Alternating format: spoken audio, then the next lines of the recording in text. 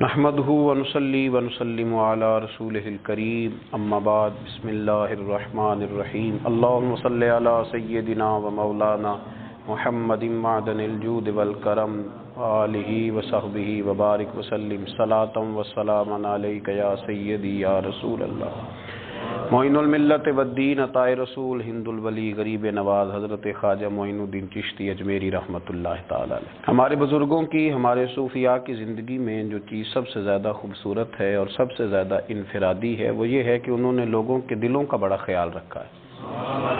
ان پر جو چیز سب سے زیادہ بوجھ بنتی تھی وہ یہ بنتی تھی کہ کوئی شخص کسی کا دل نہ توڑے، وہ اس کا بہت خیال رکھتے، اس پر بڑی توجہ دیتے۔ جو شخص کسی کے دل کا احساس نہ کرتا، کسی کے جذبات کا خیال نہ کرتا، اس سے ناراض ہو جاتے۔ قطب الاقطاب حضرت خواجہ قطب الدین بختیار کاکی رحمۃ اللہ علیہ فرماتے ہیں، میں حضرت خواجہ معین الدین چشتی رحمۃ اللہ علیہ کی خانقاہ میں بیٹھا تھا، اچانک ایک تاجر، ایک دنیا دار شخص آیا۔ حضرت خواجہ معین الدین چشتی رحمۃ اللہ تعالی علیہ کے سامنے بیٹھے ہوئے آپ کے ایک مرید شیخ علی علیہ رحمہ جن کا نام تھا، ان کی طرف وہ تاجر تیزی سے بڑھا اور شیخ علی کا گریبان پکڑ لیا۔ میرے پیسے کب دو گے اور کتنے وعدے کرو گے؟ لاؤ میری رقم واپس کرو۔ حضرت خواجہ معین الدین چشتی رحمۃ اللہ علیہ ساری صورتحال سے بے خبر تھے، جلدی سے اٹھے اور اٹھ کر کے اس تاجر سے کہا کہ معمہ کیا ہے، بات کیا ہے؟ کہ حضور بہت عرصے تھے آپ کے اس مرید شیخ علی نے میری رقم دینی ہے اور واپس نہیں کرتا۔ خواجہ صاحب علیہ رحمہ نے شیخ علی کی طرف دیکھا اور فرمایا یہ معاملہ کیا ہے؟ عرض کی حضور غریب ہوں، کمزور ہوں، تنگ دست ہوں، قصدن ایسا نہیں کر رہا، اس سے کچھ مہلت لے چکا ہوں، وہ ختم ہوئی، اب اور مہلت کا سوالی ہوں، پر یہ مجھے مہلت دینے کو تیار نہیں ہے۔ خواجہ اجمیر علیہ رحمہ نے اس تاجر کی طرف دیکھا اور فرمایا غریب ہے، مجبور ہے، اس وقت تنگ دست ہے، اس کو کچھ مہلت دے دو، یقیناً تمہاری رقم لوٹا دے گا۔ اس نے حضرت خواجہ علیہ رحمہ کے ساتھ بھی توہین آمیز لہجہ معاذ اللہ اختیار کیا، ابھی لے کر کے جاؤں گا، پوری رقم لے کر کے جاؤں گا، ورنہ نہ صرف یہ کہ اسے رسوا کروں گا بلکہ میں اسے بازاروں میں کھینچوں گا۔ خواجہ قطب علیہ رحمہ فرماتے ہیں جتنے لوگ وہاں بیٹھے تھے ان سب کی طرف جب شیخ علی دیکھتے تو کمزور پڑتے، روتے، میرے پیر بھائیوں کے بیچ آ کر سرعام اتنے لوگوں میں میری اتنی رسوائی کر ڈالی۔ خواجہ اجمیر نے اپنی اس مرید کی آنکھوں میں جب آنسو دیکھے تو بڑا ہی دل نرم ہوا، اس کو کہا کچھ مہلت دے دے۔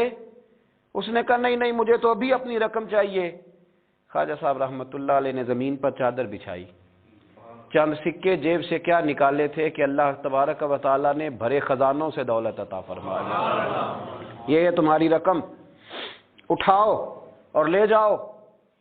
تمہیں فقیروں کو اس طرح رسوا نہیں کرنا چاہیے تھا، تمہیں خانقاہوں میں بیٹھے ان سادہ اور کمزور لوگوں کے ساتھ یہ رویہ روا نہ رکھنا چاہیے تھا۔ یہ کہا اس شخص نے پیسے اٹھانے شروع کیے اور اٹھاتے اٹھاتے نا جب اس کی نظر زیادہ مال پہ پڑی تو کچھ زیادہ پیسے بھی اٹھا لیے۔ ذرا نظر بچا کے دیکھتا کہ خواجہ صاحب دیکھ تو نہیں رہے، کچھ زیادہ رقم ہتھیائی اور وہ چلتا بنا۔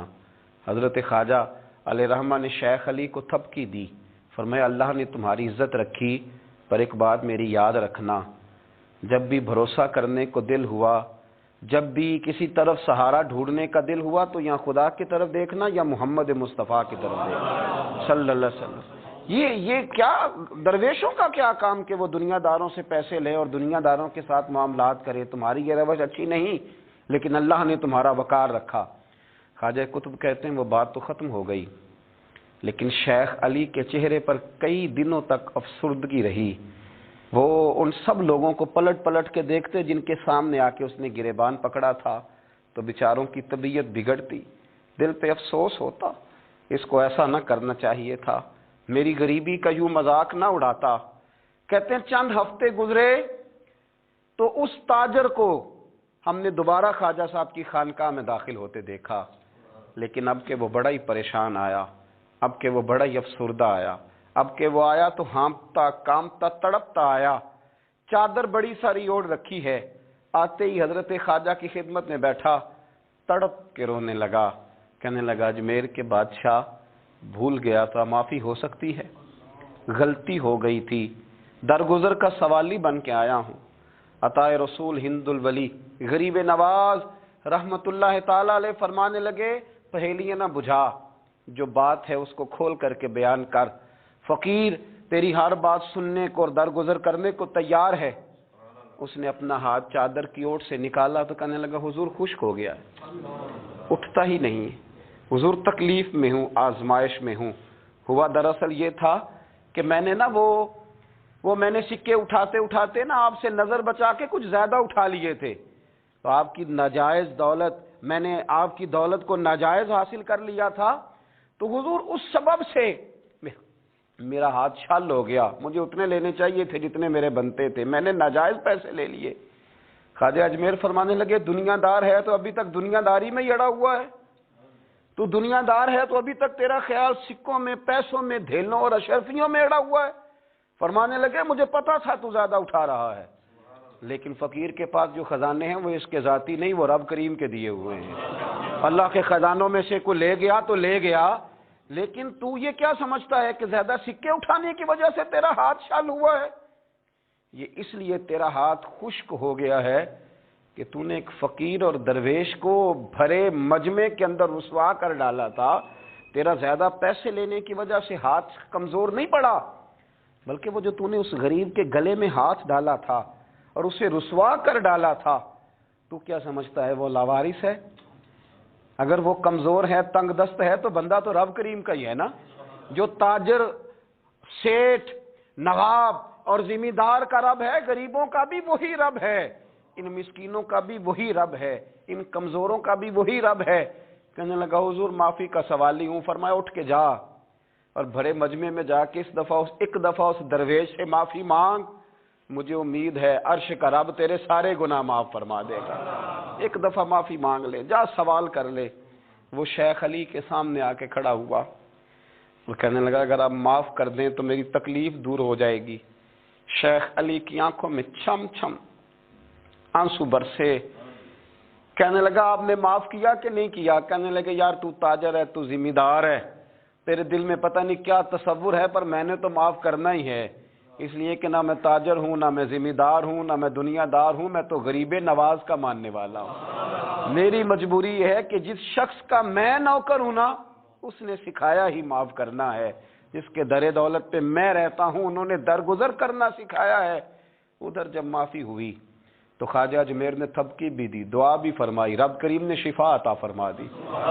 تو خواجہ اجمیر فرمانے لگے میاں جا، تیری تندرستی ہوگی، چلا جا۔ کہنے لگا حضور اب کس نے جانا ہے، اب تو میں تیری دہلیز پہ جھاڑو دیا کروں گا۔ یہ ہاتھ جو تیری دعا کی برکت سے شفا یاب ہوا ہے اجمیر کے والی، اب میں یہاں جھاڑو دوں گا، اب میں یہاں نوکری کروں گا۔ خواجہ اجمیر پھر بولے اور لفظ پھر ایک دفعہ فضا میں گونجے، فرمایا یاد رکھنا ہاتھوں کی تندرستی سے لے کر روحوں کے بیدار رہنے تک، اگر تو چاہتا ہے نا کہ تیرے اندر کبھی کمزوری نہ آئے تو پھر کسی غریب کا دل توڑنے سے بچتے رہنا، پھر کسی مسکین کو رسوا کرتے سے بچتے رہنا۔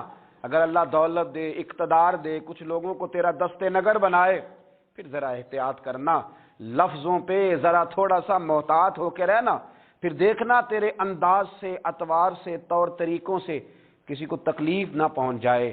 میرے بھائیوں، خواجہ خواجگان حضرت خواجہ اجمیر علیہ رحمہ کا جو درس ہے، اس درس کے اندر جو چیز سب سے زیادہ قیمتی ہے وہ چیز یہ ہے کہ کسی کا دل نہ ٹوٹنے پائے، کسی کو تکلیف نہ ہونے پائے۔ خواجہ اجمیر کے ماننے والے بھی اگر دلوں کے ٹوٹنے کا خیال رکھتے رہیں گے، دوسروں کے جذبات پر توجہ رکھتے رہیں گے، تو انشاءاللہ خواجہ کا فیض نصیب ہوتا رہے گا، انشاءاللہ ان کے کرم کی برکھا برستی رہے گی۔ اللہ ہمیں ان کے فیض سے فیض یاب فرمائے۔ آخر دعوانا ان الحمد